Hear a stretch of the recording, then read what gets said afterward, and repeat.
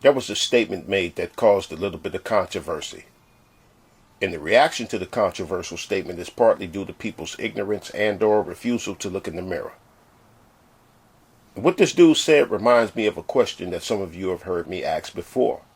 I have a mild way of asking it that's somewhat covert, and I have an unfiltered way of asking the question.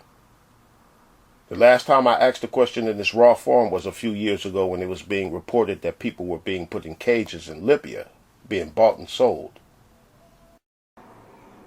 Now, it was about a week ago, the controversial statement was made by Senator Tom Cotton, who said that slavery was a necessary evil.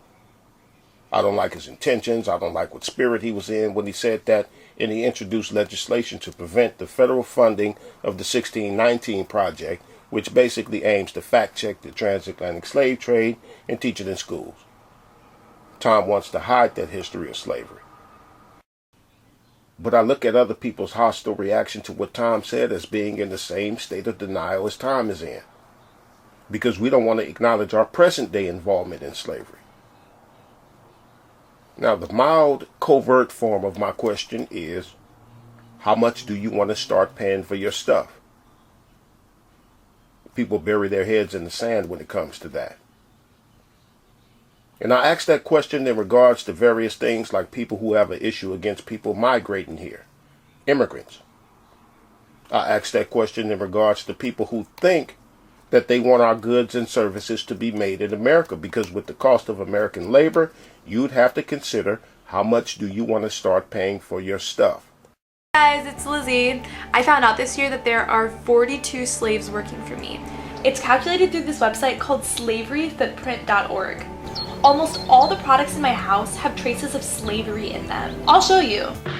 I am not okay with just economically supporting oppression by buying a pair of jeans or using my iPhone. So when I first found this out, I was Googling brand names and vowed against buying clothes from my favorite stores or ever eating chocolate again. And when corporations try to trace down their supply chains to eliminate slavery, it's virtually impossible to get rid of it because of how intricate globalization has made our world economy.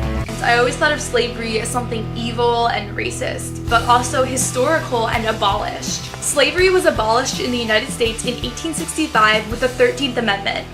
I grew up in the Midwest, so if I'd been alive in the 1800s, I probably would have been pro-abolition. But my question today is, which side am I on? Now, my question in its raw form goes, do you want us to keep our slaves or no? The ignorance that I mentioned earlier is because people don't realize that we all have slaves working for us here and across the globe right now. Some of them are in, various degrees of slavery that range from just slave labor all the way up to the most brutal chattel slavery right now. A lot of the stuff we consume are brought to us through slaves. The question, do we want to keep our slaves?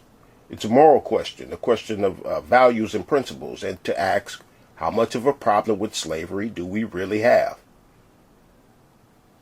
And when I ask how much do we want to start paying for our stuff, I don't just mean monetarily. Freeing our slaves will cost a lot more than money. It'll cost us everything we know about how to get around in life. Out of sight, out of mind. As a meat eater, I don't watch slaughterhouse videos no more. I never saw where my meat came from until I got here on the internet. We wonder how a society could go about their daily lives here in America knowing that there were people being kept as prisoners forced to work for free. Out of sight, out of mind. It's not in our face, so we can go about our daily lives and pay no never mind as to where our makeup and chocolate comes from and at whose expense. Do we want to keep our slaves or not? This is a question that I don't think we're ready to answer.